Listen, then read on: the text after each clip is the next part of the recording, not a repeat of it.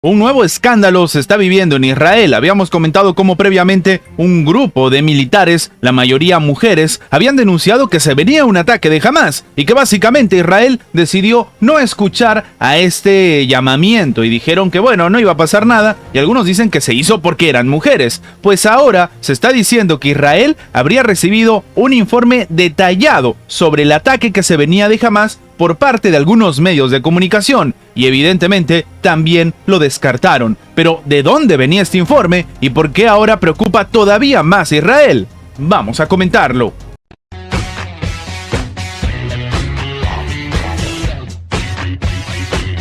De acuerdo con información del diario Financial Times, un alto mando militar de Israel desestimó un reporte clasificándolo de, un escenario imaginario. Y sí, esto lo dice el periódico Haaretz, quien había reportado previamente que fueron ignoradas las advertencias de las vigilantes de la frontera sobre las actividades de Hamás por sexismo, algo que habíamos comentado en anteriores videos, pero que sigue generando una fuerte tensión en contra de Benjamín Netanyahu. La información que intenta explicar el fallo masivo de inteligencia de Israel fue revelada por el rotativo británico, citando a dos personas familiarizadas con este asunto. Según dice la nota, la unidad del Cuerpo de Defensa de Fronteras, que pasan horas sentados frente a la pantalla de cámaras de vigilancia controlando cualquier tipo de actividad sospechosa al otro lado, había elevado un reporte detallado semanas antes del ataque oficial y diciendo que por si acaso a la inteligencia se debe tomar en cuenta lo que está sucediendo, y esto de hecho se elevó al más alto rango en el Comando Sur de las Fuerzas de Defensa de Israel. Según el informe, indica la propia situación, fue enviado utilizando un sistema de comunicaciones seguro y contenía advertencias específicas, incluyendo que jamás estaba entrenando para volar puestos fronterizos en varios lugares, ingresar al territorio de Israel y tomar el control de algunas zonas. Sin embargo, de nuevo, esta información fue desestimada. Ante estas advertencias, el oficial de inteligencia de alto rango habría respondido que esto era un escenario completamente imaginario. Esto lo está afirmando el Financial Times, citando un recuento compartido con el diario por una de sus fuentes. El diario Haaretz, en una investigación publicada el pasado 18 de noviembre, había denunciado un escenario similar que llevó a que la alerta fuese desestimada por la cadena de mando superior. Y en este momento, los cuestionamientos empiezan a caer sobre Benjamín Netanyahu, quien habría estado preocupado por los casos de corrupción que se le están acusando y también por la crisis que él mismo generó al hacer una reforma judicial que la población sencillamente no quería y salía a manifestarse.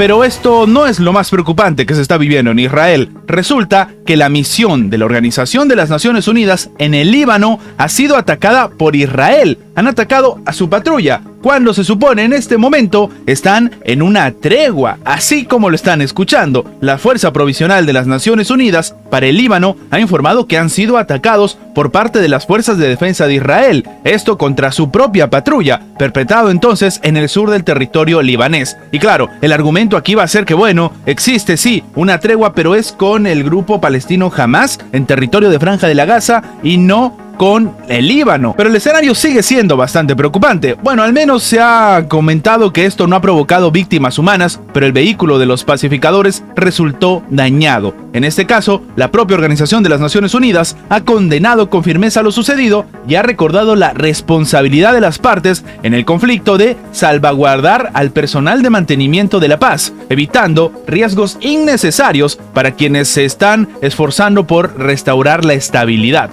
Y esto llama la atención y confirma lo que dijo Antonio Guterres, secretario general de la Organización de las Naciones Unidas, quien había confirmado que, lastimosamente en este momento, se podía decir que en Israel habían fallecido la mayor cantidad de trabajadores de la Organización de las Naciones Unidas en la historia de la humanidad en cualquier otro conflicto. El equipo del presidente electo de Argentina, Javier Milei, está analizando seriamente la idea de unirse al grupo de los BRICS. Esto ha sido informado el día de hoy al canal de televisión TN, que cita fuentes del partido La Libertad Avanza. De manera literal, se dice que a esta hora la idea del equipo de internacionales encabezado por la posible futura canciller Diana Mondino, acaba de analizar seriamente la posibilidad de mantener la inclusión en el grupo de los BRICS, aunque con una participación de una baja intensidad, pero no desconociéndose totalmente de este nuevo grupo que ha tenido pues un apogeo de un tiempo a esta parte, sobre todo a raíz de las sanciones a Rusia. En la cumbre de los BRICS celebrada en agosto pasado, recordemos que Argentina, Egipto, Irán, Etiopía, los Emiratos Árabes Unidos y Arabia Saudita fueron invitados a unirse a la alianza a partir del 1 de enero del 2024. Cuando Milei fue candidato a la presidencia argentina, él comentó muchas veces que se opone al ingreso de su país al grupo de los BRICS, pero aparentemente no es tan estratégico sencillamente renunciar a esta invitación. Ahora, lo que se está comentando, y esto también es cierto,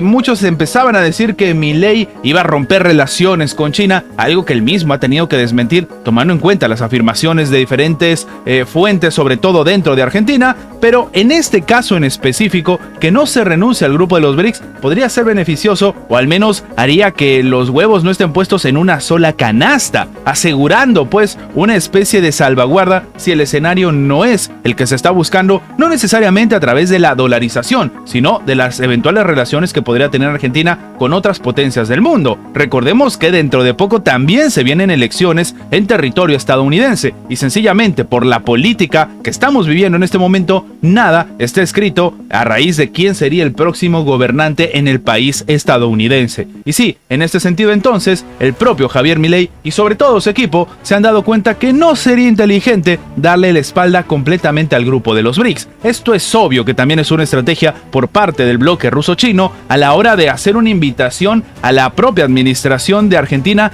cuando todavía no se tenía claro quién iba a ser el presidente. Y ahora que se tiene claro, pues la invitación está puesta sobre la mesa y es no necesariamente una presión, pero sí una forma de tantear cuál va a ser la estrategia de Javier Milei en este 2024.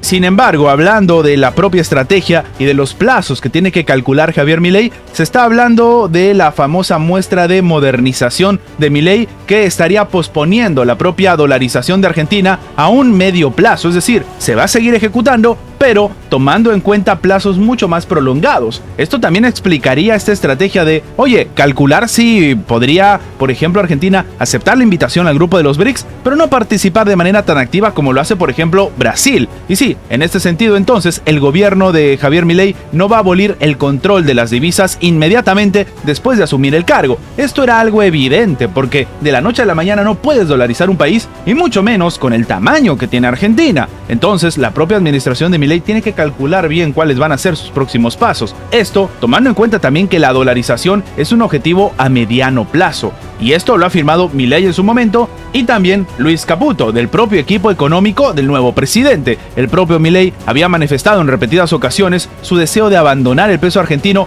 por el dólar estadounidense, pero tomando en cuenta pautas y no generando un golpe o un colapso o una crisis como los detractores están afirmando en este momento. Ahora, de acuerdo con el ex ministro de Finanzas macrista y posible ministro de Economía del futuro gobierno, básicamente en Buenos Aires se centrará en alcanzar un superávit fiscal en el 2024. El plan de Milei se anunció a los ejecutivos bancarios durante una reunión a la que asistieron los 30 asesores y funcionarios del sector bancario de Argentina, según ha reportado el medio Bloomberg. Ahora, en este sentido, el propio funcionario ha dicho que, bueno, se está esbozando la estrategia del presidente electo para que las letras de liquidez, que son los instrumentos de deuda del Banco Central de la República Argentina, estén detallados que en el propio gobierno se intentará deshacer a través de un canje voluntario, que no incluiría medidas obligatorias, según está informando el propio medio estadounidense Bloomberg. Ya de arranque que esto lo esté comentando un medio estadounidense demuestra el interés por parte de la comunidad internacional a raíz de lo que va a hacer Argentina, si se va a dolarizar o no y sobre todo cuánto tiempo le va a llevar y más importante, qué va a suceder en este camino, si realmente se termina ejecutando o si por el contrario de repente el peso empieza a retomar un valor que incluso los propios argentinos no se están esperando. De momento sigue siendo una perspectiva bastante prometedora y que al menos está repercutiendo de manera positiva incluso en la bolsa argentina. Estas son las noticias más relevantes de la geopolítica actual del día de hoy. Recuerda que tu like nos ayuda mucho a seguir creciendo, pero sobre todo nos ayuda a que esta información llegue a más personas. Y sin más que agregar, nos vemos en la próxima. Antes de terminar con el video, queremos agradecer a toda la gente que se ha hecho miembro del canal, que nos ayudan a mantener vigente este proyecto, a seguir adelante y, como siempre digo, vamos por más.